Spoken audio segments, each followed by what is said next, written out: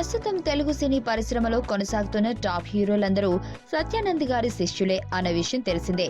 విశాఖ వేదికగా వారందరికీ శిక్షణ ఇచ్చిన సత్యానంద్ కు తొలి శిష్యుడు ఎవరు అంటే మరెవరూ కాదు, పవర్ స్టార్ పవన్ కళ్యాణ్ అని స్వయంగా సత్యానందే సెలవిచ్చారు.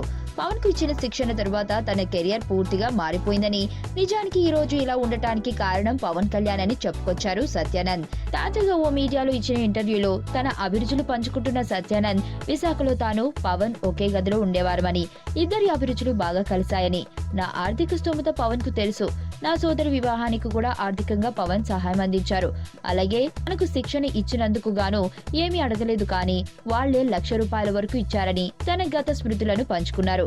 పవన్ తర్వాత వచ్చిన హీరో మహేష్ బాబుగా చెప్పిన సత్యానంద్ ప్రిన్స్ గురించి కూడా ఆసక్తికర విషయాలను వెల్లడించారు. స్వతహాగా బాల నటుడు కావడంతో మహేష్ కు ప్రత్యేకంగా ఎలాంటి శిక్షణ ఇవ్వాల్సిన అవసరం లేకుండా పోయిందని, ఎంతటి డైలాగ్ అయినా ఇట్టే చెప్పగలుగుతారని, ఒకరోజు 2.5 పేజీల డైలాగ్స్ ఇస్తే 10 నిమిషాల్లో చెప్పేశాడని, క్లాస్ అంటే క్లాస్, అంతకు మించి మరొక్క మాట కూడా ప్రస్తావించడు.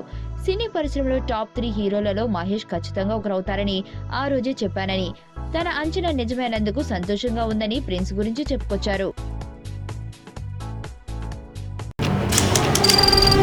నీ స్నేహితుడు ఎవరో తెలిస్తే నీ క్యారెక్టర్ తెలుస్తుంది.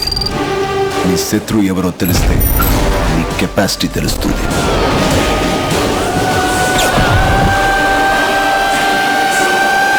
నా శత్రువుని సెలెక్ట్ చేసుకున్నాను.